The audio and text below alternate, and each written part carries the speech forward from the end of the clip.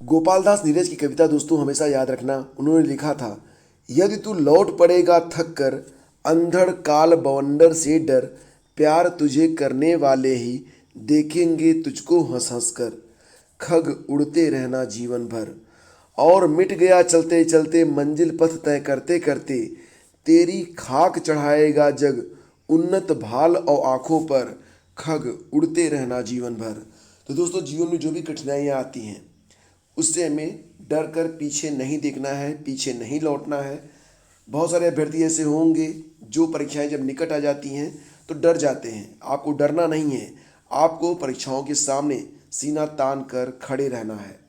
नमस्कार दोस्तों, स्वागत है आप सभी का स्थिति विज्ञान विकास में। आज की तारीख है 9 अक्टूबर। आइए शुरू करते हैं आज के दैनिक रोजगार समाचार। पीजीटी 2021 के शेष विषयों के परिणाम जारी कर दिए गए हैं। बहुत जल्दी आपको टीजीटी का भी सारा परिणाम देखने को मिल जाएगा। हालांकि टीजीटी का परिणाम सेकंड राउंड में इसलिए आएगा क्योंकि टीजीटी में कोई भी इंटरव्यू नहीं होना है। पीजीटी में जो पहले चरण में विषयों के परिणाम जारी किए गए उनका इंटरव्यू अभी चल रहा है। शेष विषयों के परिणाम जारी कर दिए गए हैं। इनका जो इंटरव्यू का शेड्यूल है ये भी बहुत जल्दी जारी कर दिया जाएगा। लिखित परीक्षा परिणाम के साथ संशोधित उत्तर कुंजी भी जारी की गई है। चयन बोर्ड का कहना है कि विषयों की विशेषज्ञों से जांच के बाद संशोधित उत्तरमाला जारी की गई है। अब इस उत्तर कुंजी पर कोई भी आपत्ति नहीं ली जाएगी। 11 विषयों में कुल 1325 पद के सापेक्ष 5170 अभ्यर्थियों को साक्षात्कार के लिए सफल घोषित किया गया है। जल्दी ही इन विषयों के साक्षात्कार की तारीखें घोषित कर दी जाएंगी। तो फ्रेंड्स, अब तैयार हो जाइए। जितने भी शेष विषय थे उनके भी परिणाम जारी हो गए हैं। आप ऑफिशियल वेबसाइट पर जाकर इस परिणाम को चेक कर सकते हैं और जो इंटरव्यू का शेड्यूल होगा वो भी आप जान पाएंगे। अभी इंटरव्यू का शेड्यूल जारी नहीं हुआ है, शीघ्र ही इंटरव्यू शेड्यूल भी जारी कर दिया जाएगा। इसी क्रम में आगे बढ़ते हैं फ्रेंड्स, चलते हैं अगली खबर पे। दोस्तों, जूनियर हाई स्कूल की परीक्षा जो कि 17 अक्टूबर को होनी है, तो उसमें 50% से कम अंक जिनके थे स्नातक में, वो हाई कोर्ट से तो जीत गए, लेकिन समय के अभाव में बहुत सारे अभ्यर्थी आवेदन नहीं कर पाए। हालांकि यहाँ पर ऑनलाइन आवेदन के लिए भी युवा मंच के जो कार्यकर्ता हैं वो प्रदर्शन कर रहे हैं। लेकिन फिलहाल खबर ये है कि जूनियर हाई स्कूल में सहायक अध्यापक और प्रधानाध्यापक भर्ती परीक्षा 2021 की परीक्षा जो कि 17 अक्टूबर को है, हाईकोर्ट के आदेश पर सचिव परीक्षा नियामक प्राधिकारी ने स्नातक में 50% से कम अंक वाले अभ्यर्थियों को आवेदन का मौका दिया है और आवेदन की अंतिम तिथि 7 अक्टूबर को ऑफलाइन आवेदन के लिए पीएनपी कार्यालय में दिन भर अभ्यर्थियों की भीड़ जुटी रही। अभ्यर्थियों की भीड़ को देखते हुए बृहस्पतिवार को आधी रात तक आवेदन लिए गए थे। देखो, सिर्फ एक दिन आवेदन लिया गया था और दोबारा से मतलब अगर 2 दिन आवेदन होता तो बहुत अधिक संख्या में अभ्यर्थी जो पहुंच पाते। बहुत सारे अभ्यर्थी तो ऐसे थे जिनको न्यूज ही नहीं मिल पाई। तो सही बताओ तो उसमें उस दिन मैं भी गाजियाबाद में था और मुझे पता ही नहीं चला कि फॉर्म लिए जा रहे हैं। और जब पता चला तब तक बहुत देर हो चुकी थी, मतलब बहुत सारे कैंडिडेट ऐसे थे। तो अलग अलग वेबसाइट पर ये जो सूचनाएं थी प्रकाशित हुई थी, तो उसके माध्यम से अभ्यर्थियों को जानकारी हुई और वो पहुंचे थे। फिलहाल कुल मिला के 22-23 लोगों ने अपने फॉर्म जमा किए हैं, लेकिन बहुत सारे अभ्यर्थी उनके मन में ये शेष रह गया कि काश उन्होंने भी फॉर्म जमा कर दिया होता। तो युवा मंच अध्यक्ष अनिल सिंह के नेतृत्व में तमाम युवाओं ने परीक्षा नियामक कार्यालय पर प्रदर्शन किया। उनकी मांग थी कि पीएनपी ने हाईकोर्ट के आदेश पर आवेदन तो लिया, लेकिन सिर्फ ऑफलाइन मोड में ही आवेदन लिए गए। दूर दराज के तमाम अभ्यर्थियों को देर से इसकी जानकारी मिली। ऐसे में ऑफलाइन आवेदन के लिए पीएनपी कार्यालय तक नहीं पहुंच पाए। शुक्रवार को भी बड़ी संख्या में अभ्यर्थी आवेदन के लिए परीक्षा नियामक प्राधिकारी कार्यालय पहुंचे, लेकिन उनका आवेदन जमा नहीं किया गया। तो शुक्रवार को भी अभ्यर्थी पहुंचे थे, लेकिन उनका आवेदन लिया नहीं गया। सिर्फ एक दिन आवेदन लिया गया और ये गलत बात है ना। चलो आगे बढ़ते हैं, चलते हैं अगली खबर पे। पीसीएस प्री के लिए प्रवेश पत्र जारी कर दिए गए हैं और जैसा कि आप जानते हैं इस बार कुल मिला के 538 पदों पर भर्ती होनी है। इसमें डिप्टी कलेक्टर के 52 पद हैं और डिप्टी एसपी के 16 पद हैं। सबसे अधिक पद हैं इस बार 292 पद हैं प्रधानाचार्य जीआईसी के। पीसीएस परीक्षा के लिए इस बार रिकॉर्ड आवेदन आए थे और मतलब कि अगर देखा जाए तो पहले के मुकाबले इस बार केंद्रों की संख्या भी अधिक बनाई गई है। कुल मिला के देखा जाए तो 538 पदों पर भर्ती के लिए 6,91,173 अभ्यर्थियों ने आवेदन किए हैं। यानी कि एक पद पर जो अभ्यर्थियों की संख्या है वो है 1285। ठीक है। अब प्रतियोगिता जो काफ़ी कठिन होनी है। 13 जून को ये पहले परीक्षा होनी थी, लेकिन कोविड के कारण स्थगित हुई थी। 24 जो अक्टूबर को परीक्षा होनी है। 2 पालियों में परीक्षा होगी। पहली पाली 9:30 से 11:30 होगी सुबह, फिर 2:30 बजे से 4:30 बजे तक। परीक्षा के लिए जो परीक्षा सेंटर होंगे वो नियर अबाउट सभी जो मुख्य जनपद होते हैं वो बनाए जाते हैं। तो आपका एडमिट कार्ड आ गया है, एडमिट कार्ड आप डाउनलोड कर लीजिए। आपको पूरी जानकारी आपको एडमिट कार्ड पर दी गई है, उसको भी आप देख सकते हैं। और यूपीपीएससी ने शुक्रवार को पर्यावरण निदेशालय के तहत सहायक निदेशक पर्यावरण इंजीनियरिंग और राजकीय मेडिकल कॉलेजों में प्रवक्ता मुनाफ उल अजा के एक पद पर सीधी भर्ती का अंतिम चरण परिणाम भी जारी कर दिया है।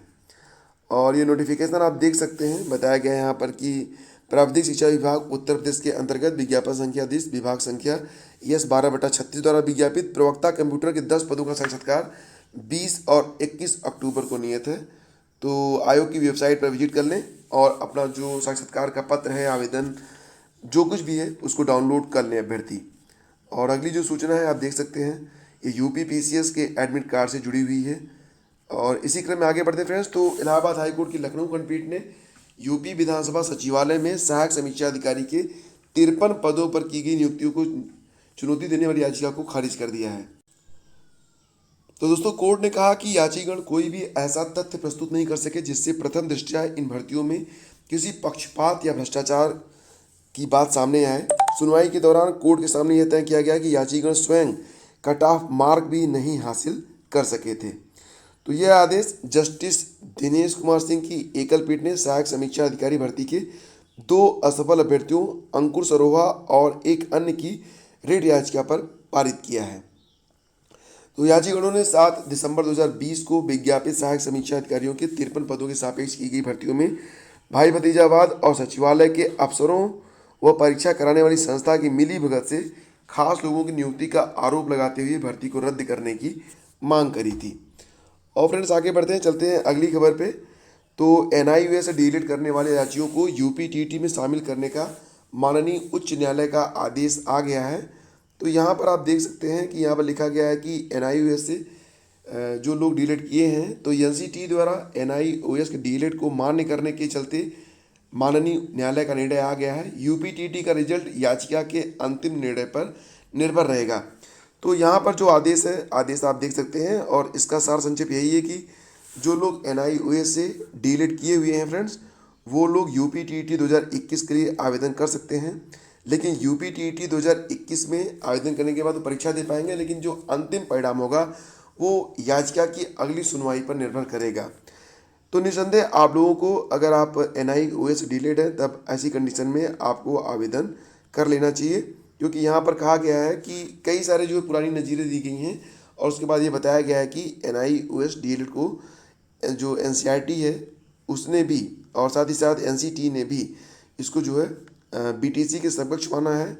और ये लाइन आप देख सकते हैं, considering the fact that NCT has already recognized the delayed course of NIOS as equivalent to the BTC end of justice would meet if the petitioners are allowed to appear in the said examination. However, the result would be subject to final outcome of the present writ petition. तो आवेदन आप इसमें कर सकते हैं, इसमें कोई doubt नहीं है। 8 अक्टूबर 2021 की तारीख है इस ऑर्डर डेट पर, और तो आप आवेदन कर सकते हैं फ्रेंड्स। और देखिए, उत्तर प्रदेश में पीईटी की जो परीक्षा हुई थी 24 अगस्त को, अब उसका परिणाम जारी होने जा रहा है। तो परिणाम बहुत जल्दी आपके सामने आएगा और परिणाम आने के बाद नवंबर में आवेदन लिए जाएंगे। सबसे बड़ी संख्या में जो आवेदन आएगा किस विभाग में आएगा, तो स्वास्थ्य विभाग में आने वाला है। 9212 पद रहेंगे। और यहाँ पर अगर बात करें तो स्वास्थ्य कार्यकर्ता और समान योग्यता वाले इन 9212 पदों पर आवेदन करने के लिए जरूरी योग्यताओं की जानकारी तो नोटिफिकेशन जारी होने के बाद ही आएगी सामने। लेकिन फिलहाल पिछली भर्तियों के आधार पर उम्मीद लगाई जा रही है कि इन पदों पर आवेदन के लिए इंटर पास के साथ साथ एएनएम प्रशिक्षण पाठ्यक्रम में डिप्लोमा का सर्टिफिकेट मांगा जा सकता है। और उसके बाद आपको पता ही है, राजस्व लेखपाल के 7882 पदों पर, स्वास्थ्यकर्ताओं के 9212 पदों पर भर्ती के लिए परीक्षा होगी। गन्ना पर्यवेक्षक के 2500 पद हैं और इसके लिए जो परीक्षा होगी वो 2022 में होगी, फरवरी के महीने में। जूनियर असिस्टेंट और स्टेनोग्राफर आशुलिपि के 2000 पदों पर प्रयोगशाला प्राविधिक और एक्सरे प्राविधिक के 1200 पदों पर भर्ती के लिए परीक्षा मार्च में होगी। तो देखिए, ये जो नोटिफिकेशन है जारी हो जाएंगे। उसके बाद अगर आपके मन में आ रहा है कि जो आचार संहिता है लागू हो जाएगी, तो उसका कोई प्रभाव इस पर नहीं पड़ेगा। तो शीघ्र ही आपके सामने सारे नोटिफिकेशन जारी हो जाएंगे और अब आप लोग थोड़ा सा इंतजार करें। जितने भी लोग पीटी की परीक्षा में क्वालिफाई होंगे वो लोग आराम से जो है आवेदन करेंगे और निश्चित रूप से थोड़ी सी मेहनत कर लोगे तो आपका संघर्ष भी समाप्त हो जाएगा, एक अच्छी सी नौकरी आपको मिल जाएगी। तो दोस्तों आज की वीडियो में बस इतना ही। अगर वीडियो आपको पसंद आता है तब आप इसे लाइक और शेयर जरूर कर दिया करें। Thank you so much.